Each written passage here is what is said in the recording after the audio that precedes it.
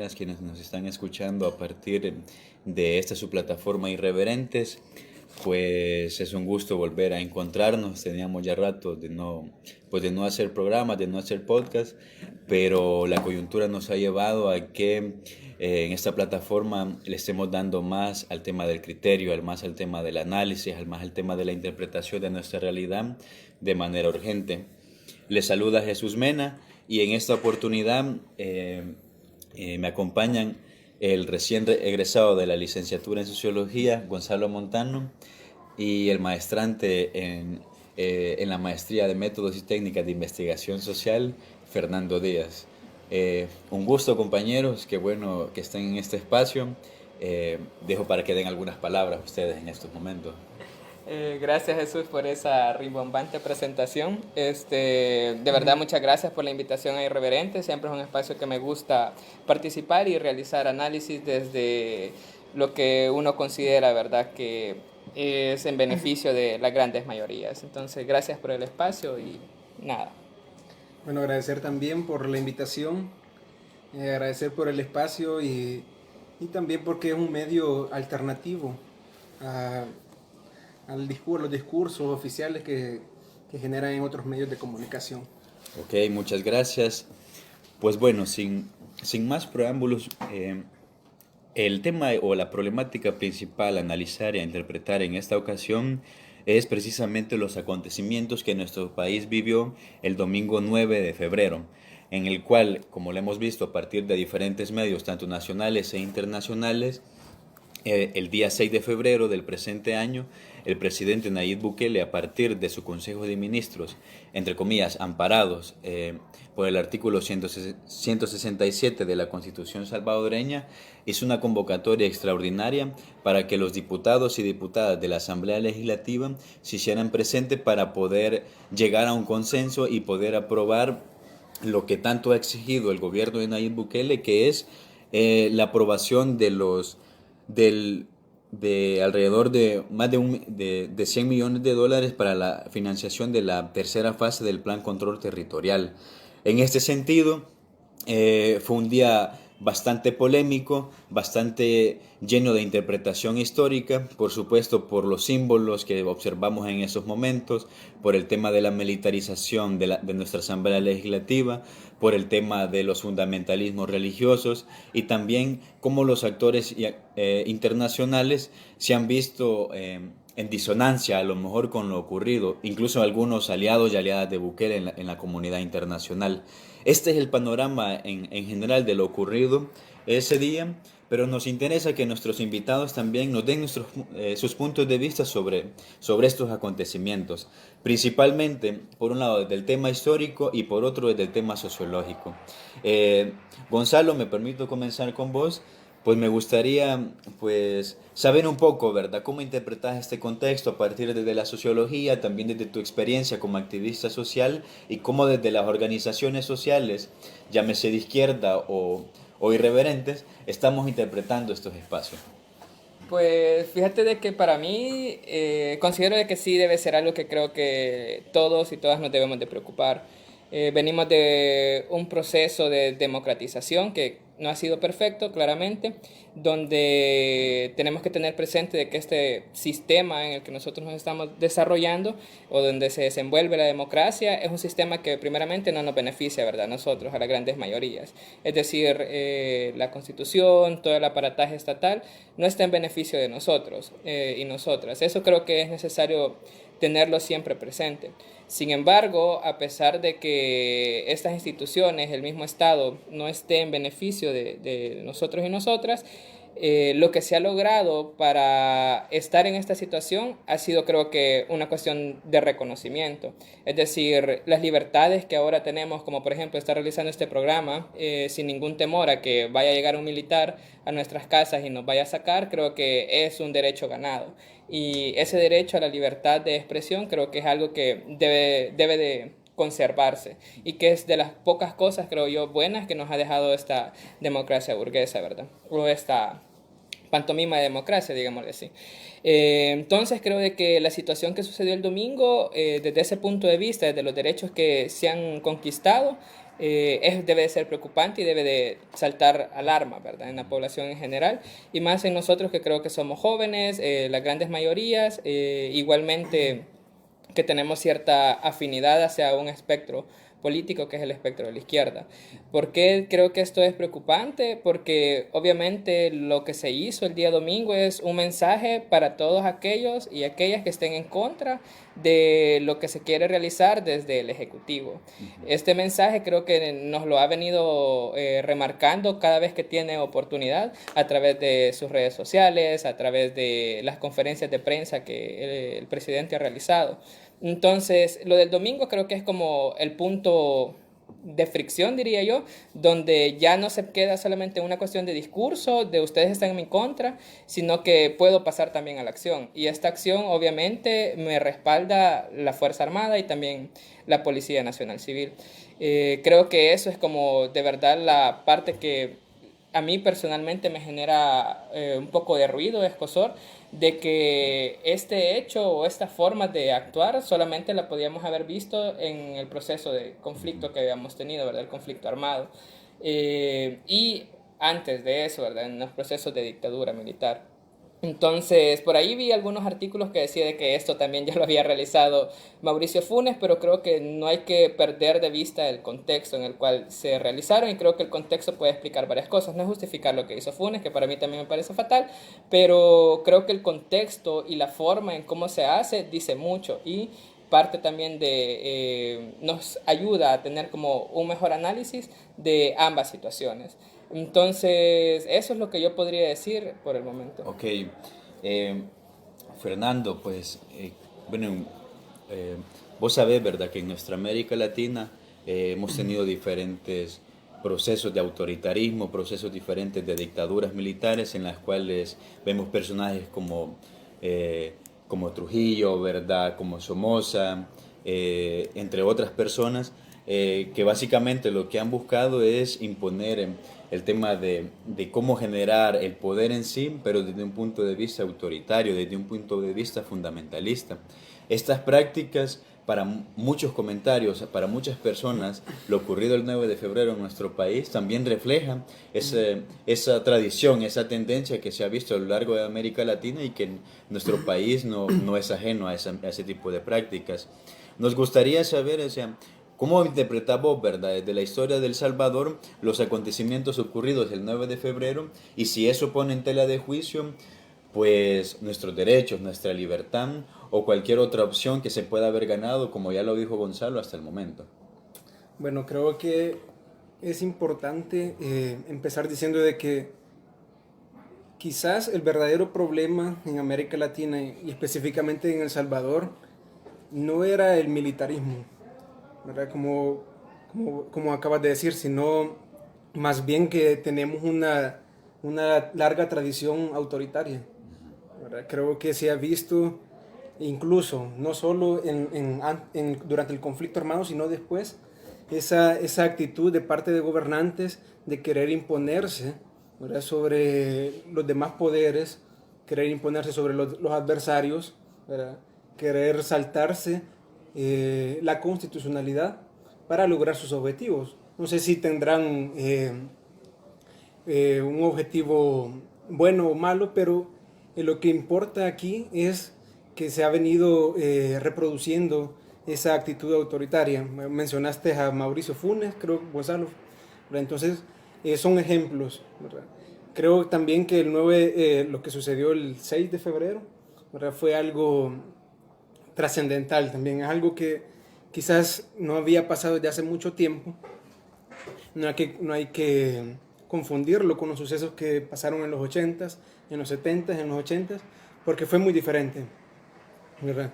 Bukele viene mostrando también una actitud intolerante, como decía Gonzalo, una actitud intolerante en la cual si no pensás igual a él, ¿verdad?, si le llevas la contraria, te va a atacar, ¿verdad?, y no tiene validez tus argumentos. Entonces considero yo de que es necesario dar nuevas interpretaciones a lo que es el autoritarismo. No significa o no hay que vincularlo solamente con los militares. No hay que vincularlo solamente, sino con las mismas actitudes que nosotros tenemos, ¿verdad? En nuestra realidad y en este caso con lo que ha practicado Bukele. Entonces, si bien esta es aquí también creo que es importante destacar que el papel que se le ha dado a los militares últimamente pone en riesgo nuestras garantías. Ahora ya tuvimos un proceso en el que los militares, los diferentes cuerpos de seguridad reprimieron cualquier acción que iba en contra de la ideología oficial. Y estamos a las puertas, quizás, no sé si de repetir lo mismo, pero estamos a las puertas de repetir ese mismo nivel de intolerancia que puede bajar desde un nivel del presidente hacia el resto de los demás niveles, ¿verdad? De los niveles de los demás ministerios, de las instituciones, de los cuerpos de seguridad, hasta la misma población.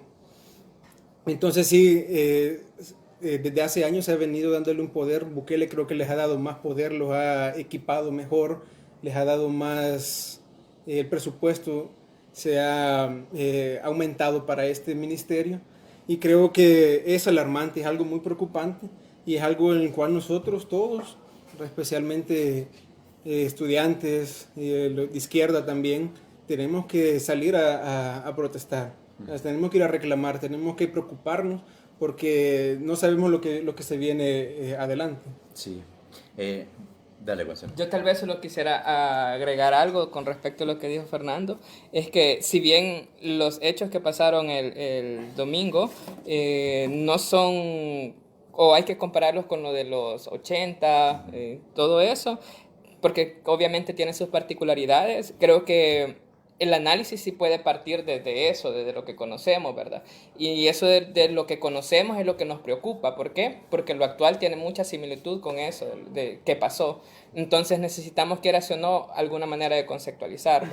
Fíjate de que, y como él decía, no solamente hay que vincularlo con la cuestión militar. Lo militar sí es un abono y creo que es bastante el apoyo que puede dar lo militar, pero hay como diferentes concepciones en torno a, porque aquí ya se habla así de actitudes autoritaristas, pero no solamente de eso, cuando ya subsumís el poder o más bien rompes el equilibrio de poderes, cuando uno es más que el otro, ya se habla de dictaduras. Entonces, y dentro de todo este espectro de las dictaduras hay un montón como de conceptos, ¿verdad? Por ejemplo, yo me ponía a pensar, ahorita que estaba diciendo Fernando, de que en el caso del actual presidente, digamos así una cuestión hipotética, ¿verdad? Que, bueno, nos ha demostrado que puede pasar, una dictadura personalista, donde él es obviamente la figura máxima y a quien todos le deben de rendir casi que tributo, ¿verdad? Entonces, existe como esta otra visión. Después, estas otras visiones o esta parte de dictadura personalista puede pasar a ser una dictadura unipartidista, es decir, un solo partido es el que va a gobernar todo y los otros partidos, y fíjate que no es tan diferente. Por ejemplo, ese ataque creo yo que a ciertos partidos políticos no está tan desviado de esta conceptualización de que se podría, en una cuestión hipotética, no estoy afirmando, convertir esto primero en una dictadura personalista y después una dictadura unipartidista. ¿Por qué? Porque se habla que en las elecciones del 2021 un partido es el que va a arrasar con todo y no sé, con lo que ya vimos el domingo 9, creo que no, siendo alcanzativo, ¿verdad? Y proyectándonos, podría trascender entre estos espectros que estoy diciendo.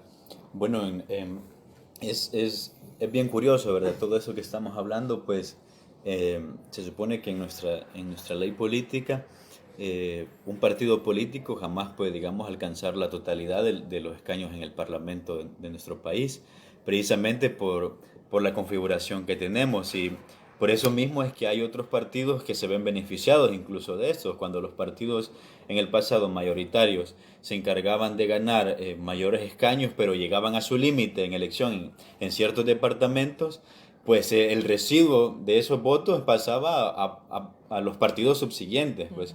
Por eso es que el PCN sigue estando en esas instancias, el PDC también, en alguna medida el CD.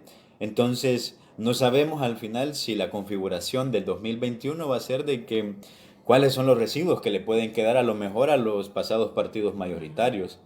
Pero bueno, algo importante que en Irreverentes nos queríamos interpretar y nos gustaría que usted escuchar sus opiniones es sobre el tema del apoyo que ha tenido Nayib en cuanto a esto. Si bien han habido alguna que otra opinión en algún medio internacional, que a lo mejor se está cuestionando bastante lo que ha ocurrido, pero también dentro de nuestro país se han escuchado voces al unísono con el discurso del presidente. Hay una gran cantidad de población salvadoreña que en estos momentos está apoyando las medidas, está apoyando lo que ocurrió el 9 de febrero.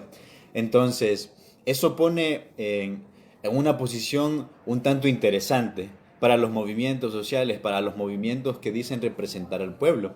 Y de hecho el mismo Nayib ha utilizado esas figuras retóricas para algún momento mofarse o tener alguna forma, ¿verdad?, de expresarse sobre estas personas. Que a lo mejor las concentraciones que han habido no han tenido el mayor éxito posible o no han tenido la mayor representatividad que dicen ser, siendo de personas que, entre comillas, representan al pueblo, ¿verdad? Que vienen de las bases, que vienen de procesos en los cuales han trabajado desde lo popular. Entonces les pregunto a ustedes, ¿cuál es su opinión entonces con ese contexto? ¿Qué es lo que está ocurriendo que para la población salvadoreña esto sea una oportunidad también, ¿verdad? Y lo estén viendo como un apoyo sin importar las consecuencias futuras que tenga este tipo de accionarios autoritarios? Fíjate de que creo que hasta cierto punto es como normal entender de que la gente apoye este tipo de situaciones. Primero es de contextualizar como la realidad salvadoreña, ¿verdad? Una gran mayoría de la población donde su nivel educativo es séptimo grado, una población de que desconoce bastante con respecto a la institucionalidad, llamémosle esto como conocimiento de la Constitución, de otras leyes, etcétera, y del mismo funcionamiento del Estado. Y aparte, sumado a estas cosas, todo el descontento que ya existe en torno a los partidos tradicionales, al reconocimiento de que si bien Arena estuvo tanto tiempo en el poder y no hizo nada, el FMLN, que era el partido que la herramienta, el instrumento político que decía que iba a transformar las vidas de las grandes mayorías y no sucedió así, pues o fue una cosa media o ni siquiera eso, es normal de que la gente se sienta desencantada y que vea en este caso como a la Asamblea Legislativa como aquel como chivo expiatorio, el cual tiene como la culpa de la gran mayoría de cosas que pasan. ¿Por qué? Porque están ahí lo que utiliza el presidente, ¿verdad? Los mismos de siempre. Entonces, creo que es normal de que la gente dé su apoyo en torno a esto y pues sí es como normal, pero a la vez es preocupante. Creo de que es también como de seccionarlo en qué tipo de personas son las que le están dando como su apoyo, ¿verdad? Por ejemplo, yo he visto varios jóvenes que creo que tienen bastante desconocimiento de la historia de El Salvador, que dicen de que está bien, de que la Asamblea Legislativa sea tomada, bla, bla, bla, y todo eso. Pero he escuchado a algunos adultos de que sí han vivido la parte del conflicto armado y que quieres o no eso les ha trastocado. Entonces, hay gente que sí lo apoyaba en algún momento, pero esto que pasó el domingo les ha dejado como pensando, ¿verdad? En endosar su apoyo o cuestionarse un poco más las actitudes que ha generado el presidente. Entonces, eso. Bueno, yo estoy de acuerdo con Gonzalo también. Creo que los partidos tradicionales, ¿verdad? El FMLN, Arena, creo que sus acciones han molestado mucho al resto de la población, los casos de corrupción, que la violencia continúe, ¿verdad? Que hayan más desaparecidos, hayan más asesinados.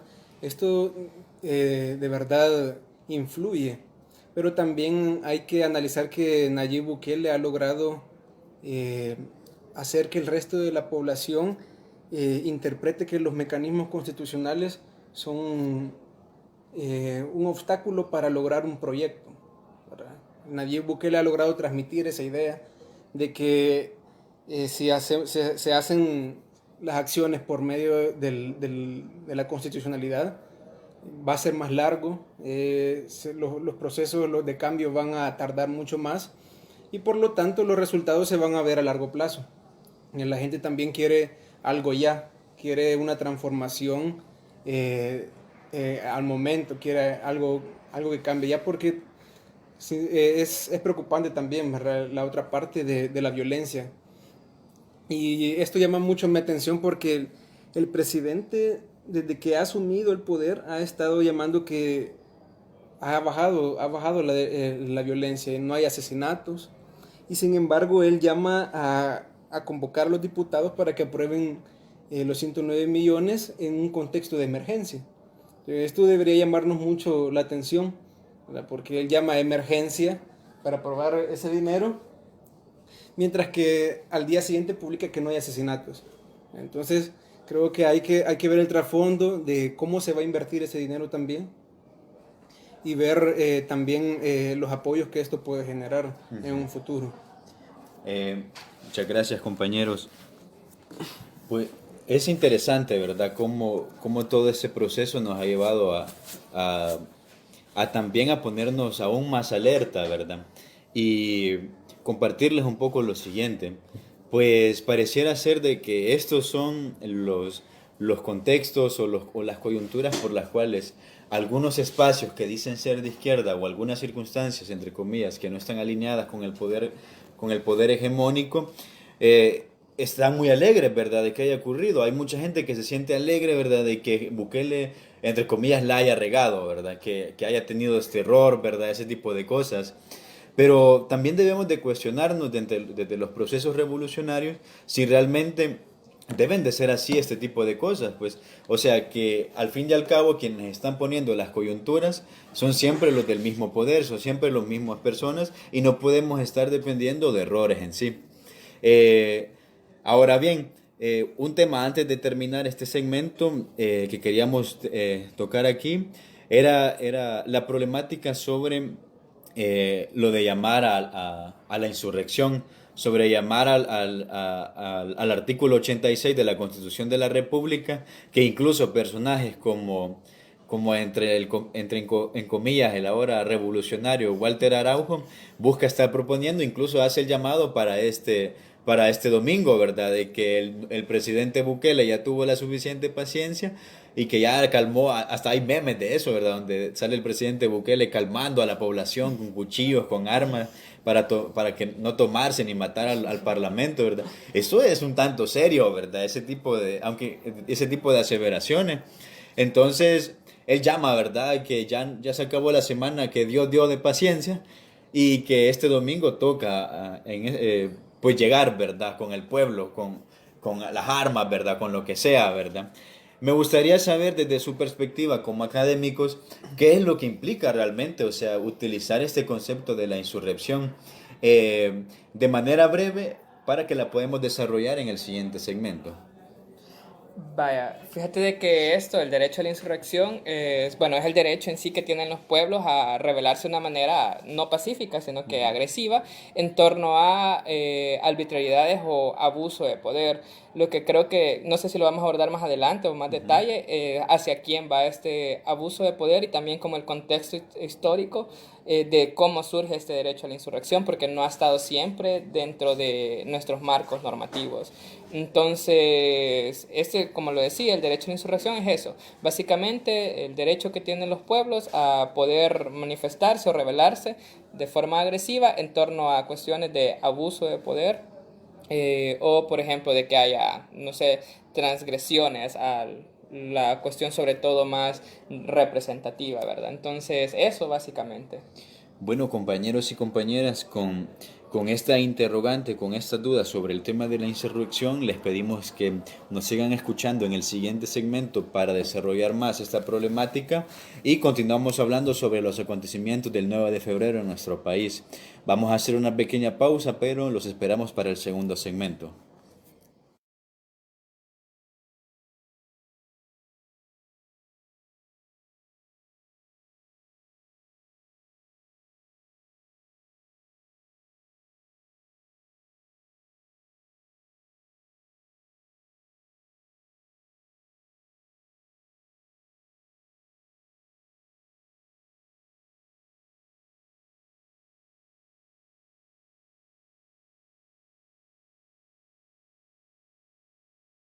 Sin censura, sin filtros, un espacio donde puedes expresar tus ideas y opiniones de manera libre y directa. Somos irreverentes.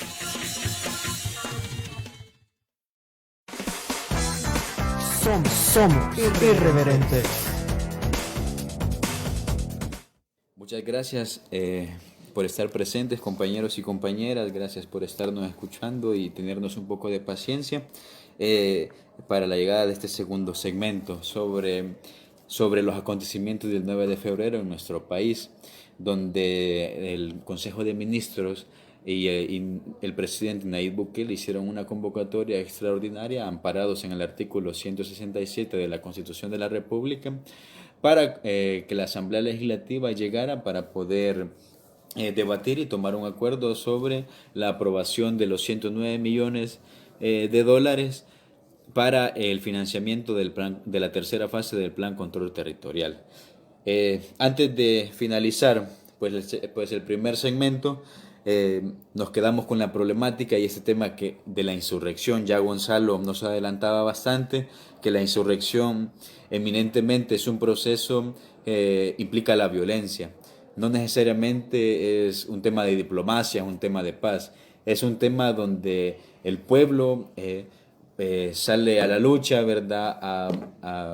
De alguna u otra manera a conseguir sus derechos para poder reivindicarse en un contexto donde los órganos de poder ya no sean viables, en un contexto donde simplemente no haya diferenciación de poderes, entre otras cosas.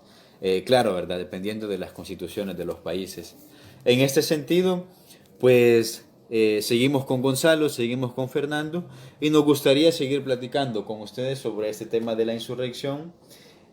Así que los dejo a ustedes, ¿verdad? Para que nos den su opinión. Fernando, ¿podrías apoyarnos en este caso? Bueno, sí, lo que vos decías, el término insurrección conlleva inminentemente la violencia, la variable de violencia. Y sobre todo porque lo que sucedió el domingo fue una mezcla, ¿verdad? Una mezcla perfecta para el fanatismo. Digamos, combinar militares y combinar también la cuestión de la religión.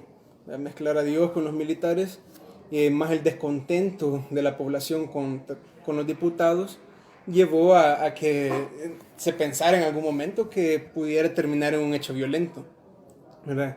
También algo que es grave y es importante es quién llama a la insurrección.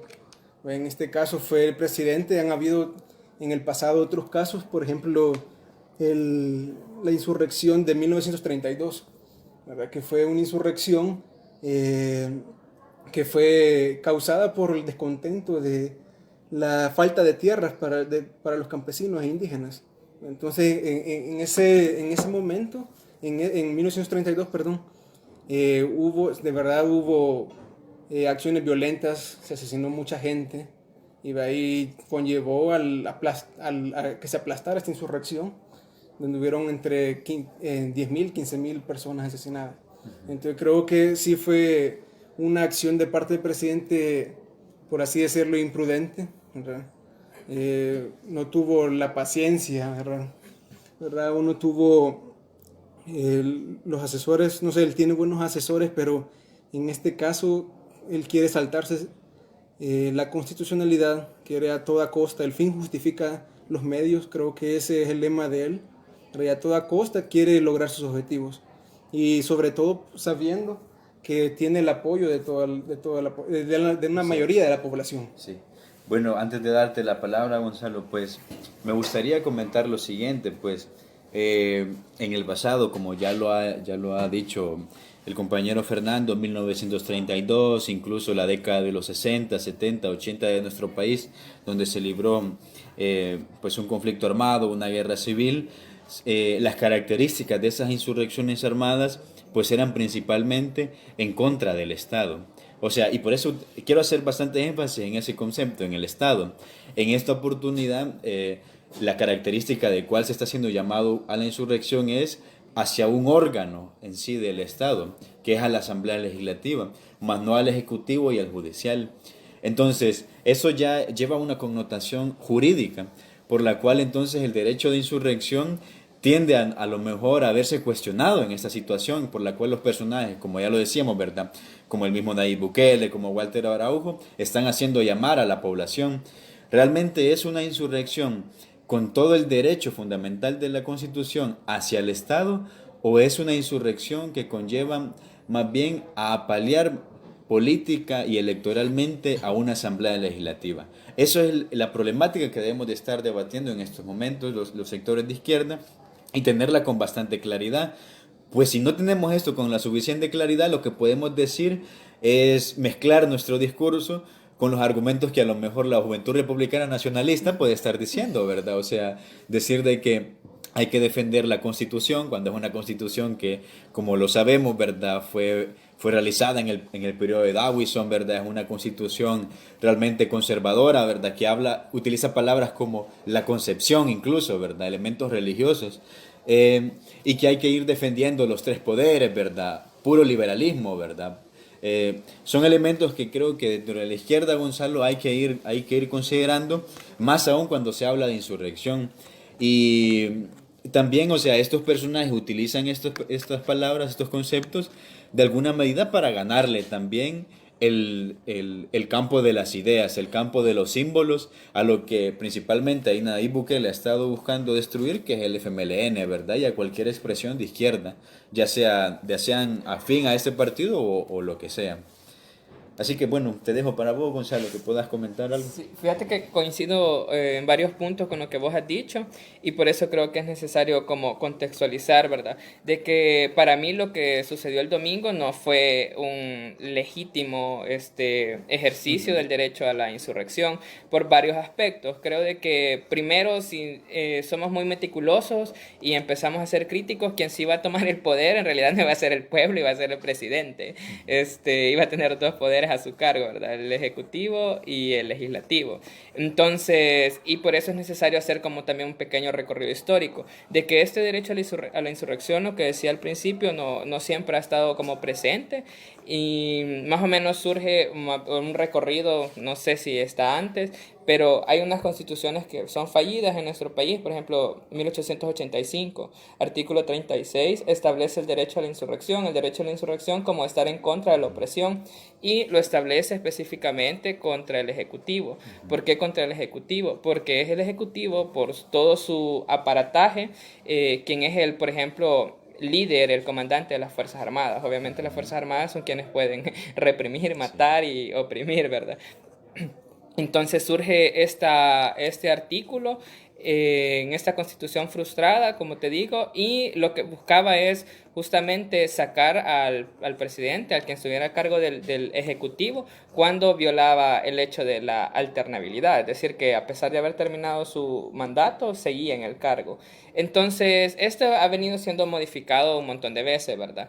Ya en la del 86 aparece, que es como la legal, digamos, la que no se frustró, y en esta constitución ya se quita el hecho de que fuera específicamente el ejecutivo, pero siempre y cuando se podía hacer derecho a la insurrección, siempre y cuando se violara la alternabilidad y obviamente la alternabilidad en el ejecutivo. Entonces, poco a poco se ha venido en el 39, en 1939 desaparece como derecho a la insurrección, tal vez por lo que sucedió en el 32 quizás, desaparece, podría ser una relación que deberíamos investigar, desaparece y vuelve a aparecer en otras constituciones, creo que en la del 69, pero estas constituciones ya no aparecen específicamente que es contra el Ejecutivo, ¿verdad? Sino que es contra cualquier funcionario que estuviese en el gobierno y que violase la alternabilidad.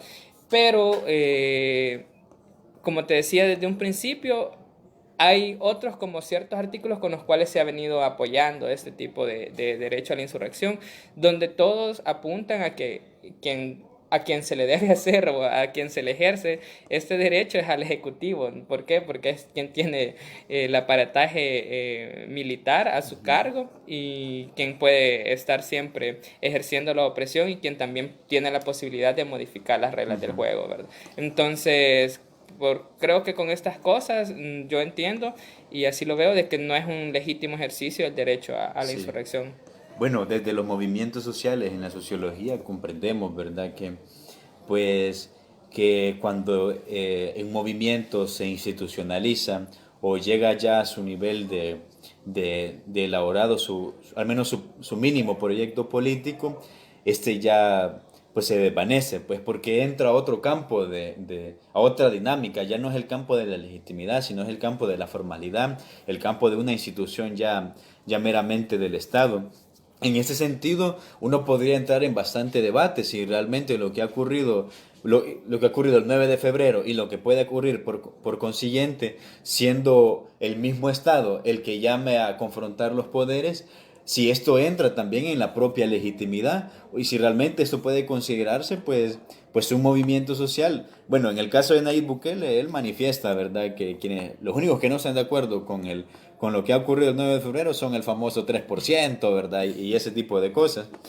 Pero que creo que vale bastante seguir aclarando, ¿verdad? O sea, este tema de la insurrección y la legitimidad de lo que ocurre en el tema del Estado.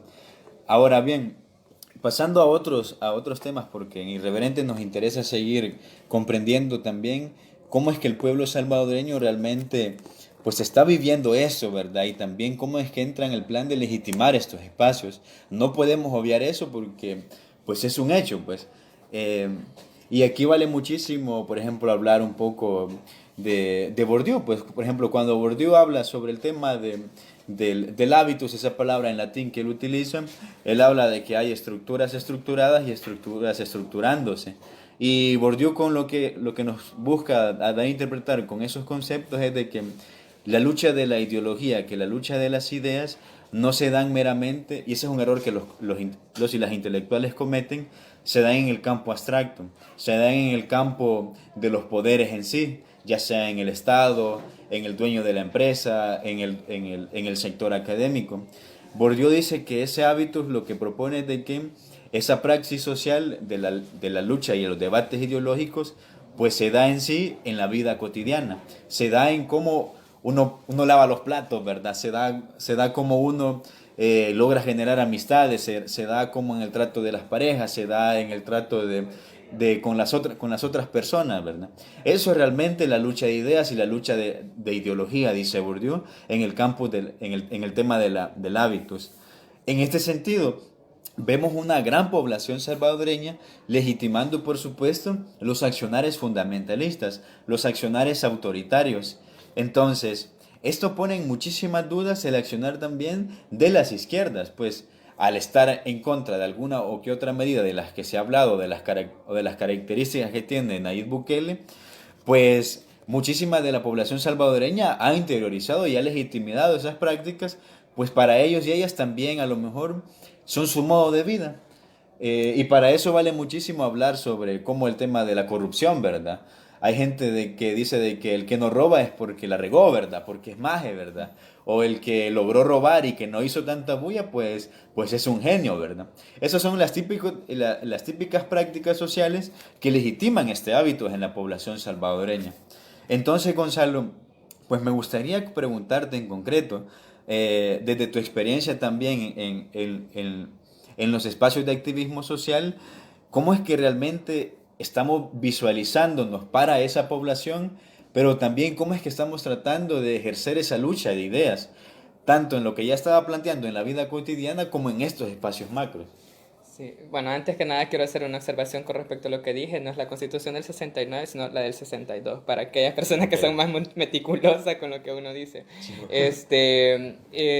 Con lo último que vos planteabas, creo que es algo súper complejo y es un problema que tenemos los que nos consideramos intelectuales y aquellos que también nosotros consideramos como intelectuales, que esto puede suceder algo como fantasioso, demasiado prepotente, diría yo, pero es que nos quedamos en la nube, en la cuestión abstracta y muchas veces cuando nos quedamos en la cuestión abstracta, que muy poca gente lo entiende, el debate se queda ahí y la idea que vos quisiste desarrollar se queda ahí, en esas pocas personas que sí lo lograron entender.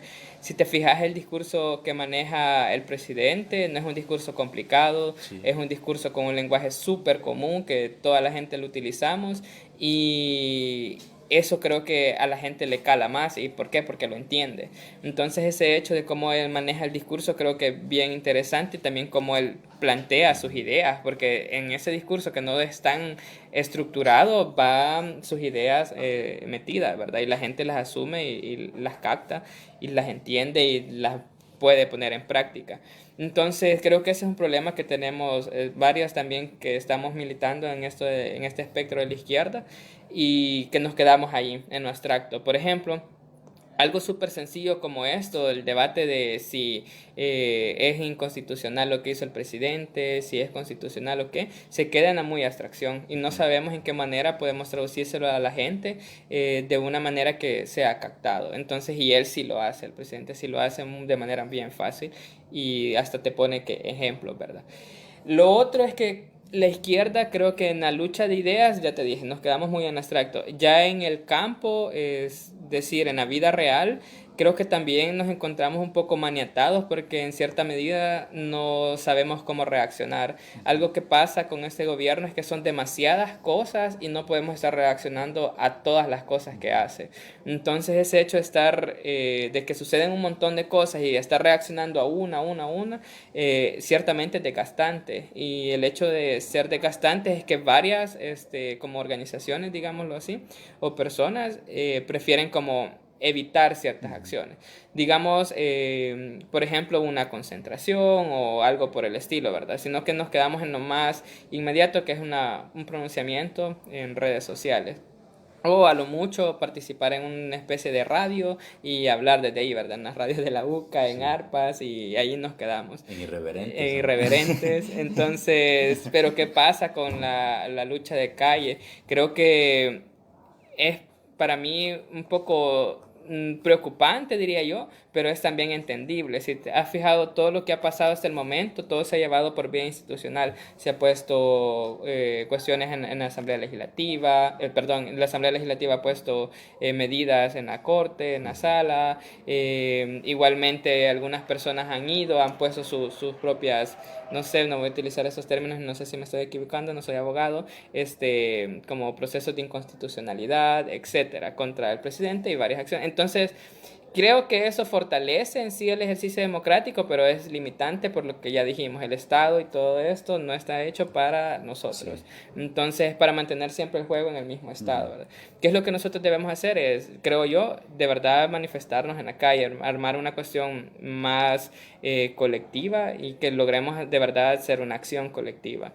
Entonces, con algunas cosas que se realizaron, que son eso, reacciones, por ejemplo, la concentración de las compañeras feministas en El Salvador del Mundo, que yo personalmente estuve ahí y me pareció que fue algo acertado, diría yo. Tal vez no fue una convocatoria masiva, pero varias gente que no pertenecía a organizaciones, por lo menos que yo no conociera, se acercó, es decir, eran ciudadanos y ciudadanas que no estaban militando en ninguna organización, y quiere decir que la gente, quiera o no, estas cuestiones le está motivando a por lo menos estar pendiente y en cierta medida poder participar.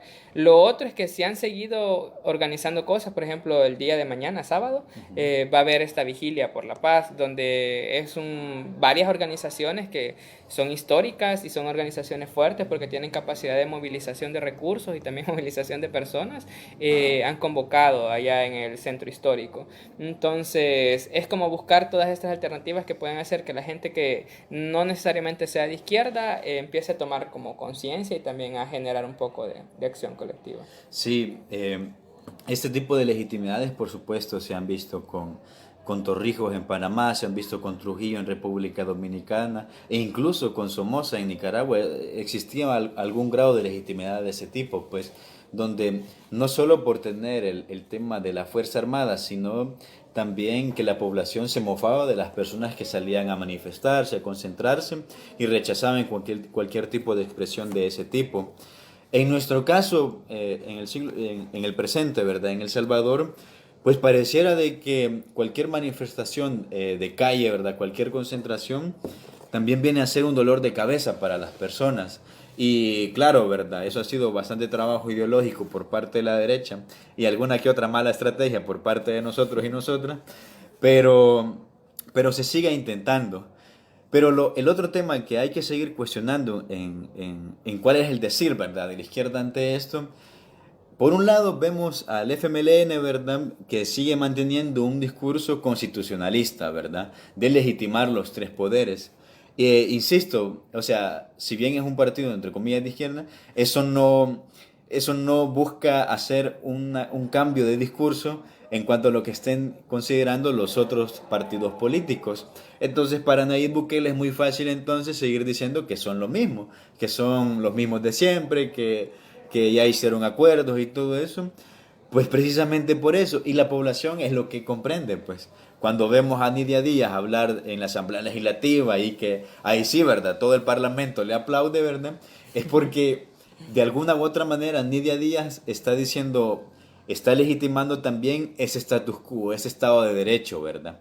Y esa palabra, Estado de Derecho, ¿verdad? O sea, yo creo que dentro de la izquierda comprendemos de que si bien podemos utilizar esos elementos de la Constitución, el Parlamento y cualquier poder y el Estado de Derecho para algún elemento o accionar pragmático, pero no nos debemos de quedar en eso, pues, o sea, el ser de izquierda debe de trascender esos discursos y cuestionar hasta incluso esos espacios, pues, si no simplemente somos un partido político más dentro de la democracia burguesa. Y pues la población salvadoreña pues se ha quedado en clara con eso, pues entonces también son parte de los errores y por lo demás de las organizaciones que a lo mejor no están dentro del partido político, pero que no negamos el espacio de izquierda, pues también de alguna u otra manera nuestras estrategias no han sido las mejores, ¿verdad? Si bien hubo una marcha, una concentración de las compañeras feministas, pero incluso dentro de ahí existía un debate, ¿verdad? No, que había convocado Braisol, ¿verdad? Que era nuestro tiempo, que no, eso no se había hecho con bastante planificación. Y comienzan el tema de las excusas, ¿verdad? Creo que hay que ser bastante transparentes con esos debates que se llevan, porque a lo mejor son conflictos pequeños que nos llevan a divisiones enormes. Divisiones que llegan a que una acción a lo mejor no tenga la validación suficiente dentro de los mismos espacios de izquierda o dentro de o la fuerza suficiente como para que sea considerada como de impacto para que el ejecutivo o el legislativo tomen alguna u otra decisión. En el caso de la concentración que se llevó el lunes afuera de la Universidad de El Salvador, pues lo digo, ¿verdad? De manera clara, en mi opinión personal acá, pues que cómo podemos estar hablando de organizaciones estudiantiles revolucionarias y nos abocamos a seguir defendiendo constituciones conservadoras, pues es que no tiene sentido, pues la población salvadoreña está cansada de ese tipo de discursos y también de las formas de manifestarnos que a lo mejor no son lo más estratégicas posibles en este preciso momento. Entonces, Gonzalo, esto nos lleva a una problemática incluso enorme, ¿verdad? O sea, si bien la población nos está diciendo algo con esto, y es de que y es natural, ¿verdad? Bueno, no es natural, ¿verdad? Pero es un tema de contexto, pues. Es un tema de las condiciones sociales en las que vivimos. En el tiempo de Flores y Saca, ¿cuál era el principal problema que tenía, según la encuesta de la UCA en nuestro país? Era el tema del crimen organizado. Ese era el principal problema del país. De ahí el principal problema del país vino a ser la corrupción. Precisamente Nayib Bukele ha utilizado esas dos banderas de lucha, de legitimar al tema, utilizar bastante el tema de la corrupción y hacer énfasis en todas las arcas del Estado al tema de la lucha contra del crimen organizado. Pero es que actualmente desde la izquierda no estamos proponiendo realmente las alternativas viables sobre estas problemáticas en específico y quizás a lo mejor por eso la población salvadoreña no se está poniendo a pensar si este es corrupto, quién es Walter Araujo, que lo que sea. O sea, lastimosamente eso es cierto porque lo que ellos quieren resolver es su vida material más inmediata, pues, que es el no poder salir de una colonia hacia otra, que es el no poder vivir de manera confort, poder pasar de una escuela a otra, ¿verdad? Entre otras cosas, o vivir o no vivir del tema de la renta, pues. Que incluso esos elementos que acabo de mencionar son cosas que el gobierno de Nayib Bukele no ha logrado resolver. Si bien la bandera de lucha aquí ha sido el tema de los homicidios, ¿verdad? Pero la violencia sigue manifestándose. Yo no puedo llegar a una colonia que no sea de la misma donde yo vivo, en Soyapango, en San Marcos, en Ciudad Delgado, en Apopa, en Ilopango. Entonces el contexto y el tejido social sigue siendo el mismo, a pesar de que se hayan aplicado alguna que otra medida para maquillar. Bueno, Gonzalo, aquí podemos seguir hablando, ¿verdad?, sobre este tema, sobre lo que ha ocurrido, y en Irreverente sí nos preocupa bastante, ¿verdad?, cómo el tema del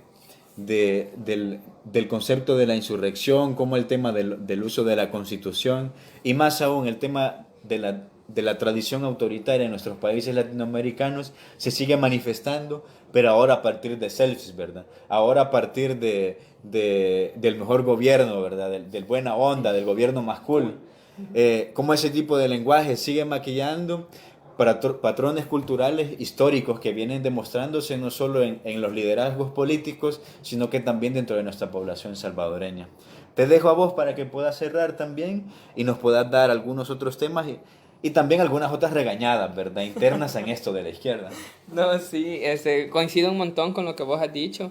Creo que si bien tenemos un montón de cosas que reflexionar desde la izquierda, creo yo de que es momento de actuar, consideraría. Yo, por ejemplo, lo último que dije es ya no quiero estar en ningún espacio donde solo se llegue a hablar. ¿Por qué? Porque ya estuve en demasiados espacios y el mismo sufrimiento y lastre de la izquierda, ¿verdad? ¿Cómo vamos a salir de esto? Y, o sea, está bien, pues, dialogarlo, discutirlo, sentar algunas bases, algunos acuerdos en torno a estos temas, pero no nos quedemos solo en la parte abstracta, en las ideas, sino que accionar. Y lo que yo decía, si esto va a estallar, pues que estalle y nos vamos a ver en la calle. Entonces, tal vez es algo como pragmático, digo yo, hasta cierto punto, porque no lleva de por medio una organización, pero ciertamente a veces cuando estamos en el mismo espacio de la izquierda nos frustra eso, de que solo llegamos a hablar paja y no pasamos de eso. Entonces yo creo que el momento es de actuar, de verdad generar acción y movilización y pues ya ceder el espacio, ¿verdad? El parte del diálogo sí es importante, la discusión de las ideas es importante, pero es más importante también reaccionar. Lo otro es que creo que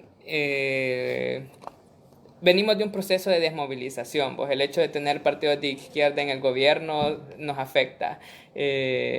Y muchos decían de que el FMLN es mejor como oposición y pues yo tampoco lo estoy viendo que sea mejor como oposición, pero la cosa es que nosotros como población también y como digamos como movimiento social, no sé si hasta hay de cuestionarnos si existe eso en El Salvador, tampoco no pasamos del letargo que veníamos de estos dos últimos gobiernos del FMLN, donde la movilización pues no fue la mejor y tampoco estaba tan separada de estas cuestiones o de no hacer quedar mal al partido.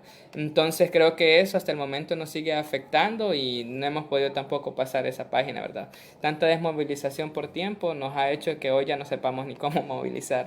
Entonces, eso nada más y tal vez la invitación ya solo para cerrar es a estar vigilantes, a estar atentos a lo que sucede. Creo que es una cuestión de que está fluyendo, donde no tenemos como ideas certeras de qué es lo que va a pasar en los próximos días, en los próximos años, pero lo importante es eso, el llamado a organizarnos, de verdad organizarnos y sí, discutir ideas, pero no quedarnos en la discusión de ideas, sino que accionar, creo que es lo importante.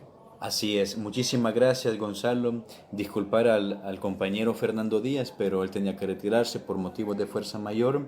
También le agradecemos a partir del podcast, ¿verdad?, que estamos realizando. Y a ustedes también que nos han estado escuchando a lo largo pues, de este aproximado de hora, ¿verdad? Y seguimos pendientes con otros temas y a seguir luchando, ¿verdad, Gonzalo? Seguir teniendo expectativas grandes, al menos desde la izquierda, desde los movimientos sociales y por supuesto tener al menos un nivel de correlación, ¿verdad? Un tema de estrategia, de una política de alianzas que nos ayude realmente, si bien a conllevar los debates de manera paralela, porque sí creo que es necesario seguir hablando, seguir discutiendo, pero que también actualmente nos lleva a crecer, ¿verdad?, en el tema de nuestro accionar político, no solamente quedarnos en la estética, sino que también a actuar de alguna u otra forma. Les agradecemos desde este espacio de Irreverentes, esperamos puedan escucharnos en los próximos podcasts, prometemos estar un tanto más seguidos ya con los programas y que sigamos, ¿verdad?, estando presentes. Déjennos sus comentarios, si algo no les pareció, si hay algo que se pudo haber agregado más, pues pueden realizarlo, pueden sugerirlo.